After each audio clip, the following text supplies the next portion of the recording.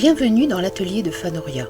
Installez-vous bien et imaginez un vaste domaine dans le sud de la France, où un petit garçon court maladroitement dans les jardins fleuris. Il s'appelle Henri de Toulouse-Lautrec. Fils d'une famille aristocratique, il grandit dans le confort. Mais son destin prend une tournure tragique. À 14 ans, puis à 15 ans, il subit 2 fractures aux jambes qui stoppent sa croissance. Son torse continue de se développer, mais ses jambes restent celles d'un enfant. Ce handicap fait de lui un être à part, observateur du monde plutôt qu'acteur. Plutôt que de s'apitoyer sur son sort, il se tourne vers le dessin, trouvant dans l'art une manière de transcender sa condition. Ce qui aurait pu être une malédiction devient son moteur créatif, son regard aiguisé capte des détails que d'autres ignorent. Et ce don va faire de lui un artiste unique, capable de retranscrire l'essence d'une époque. Lorsqu'il s'installe à Paris, Toulouse-Lautrec trouve son refuge là où la société détourne le regard. Dans les cabarets, les maisons closes, les cafés-concerts.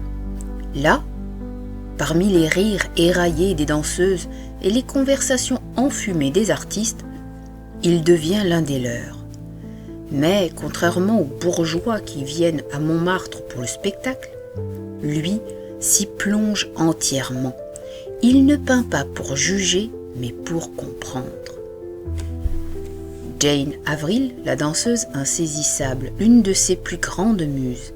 C'est Jane Avril, une danseuse surnommée la Mélinite, en raison de son énergie explosive sur scène.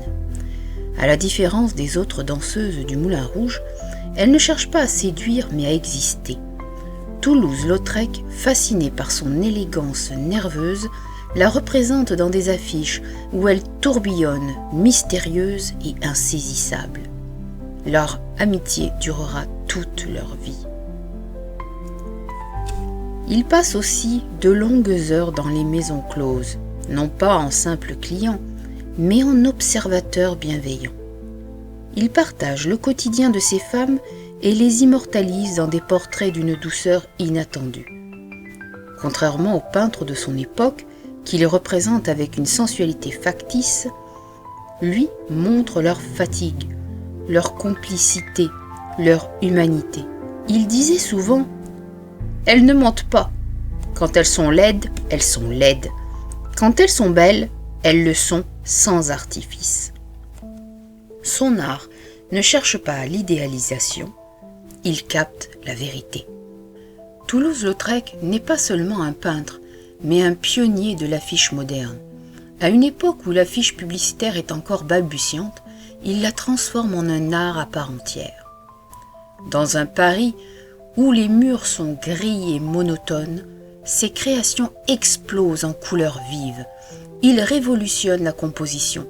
Ses affiches ne sont pas de simples illustrations, elles racontent une histoire ou un coup d'œil.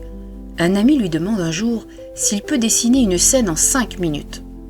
Il rit, attrape son fusain et en quelques traits capture le mouvement d'une danseuse en plein vol, comme si elle allait s'échapper de la feuille. Ce style rapide, inspiré par l'estampe japonaise, influencera des générations d'artistes après lui. Mais, derrière la fête et l'éclat des cabarets, Toulouse-Lautrec lutte contre ses propres démons. Atteint de syphilis et rongé par l'alcool, il s'épuise rapidement. À 36 ans, il s'éteint dans les bras de sa mère, qui l'a toujours protégé. Ses derniers mots, teintés d'ironie et de tendresse, sont « Maman, je savais que vous ne manqueriez pas mon départ. » Son œuvre, elle, ne s'est jamais éteinte. Aujourd'hui encore, ses affiches illuminent les rues du monde entier.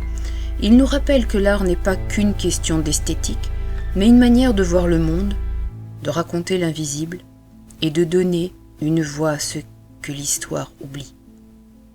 Et vous, si vous deviez peindre le monde à travers votre regard, que choisiriez-vous de montrer ? Merci de votre attention et à bientôt.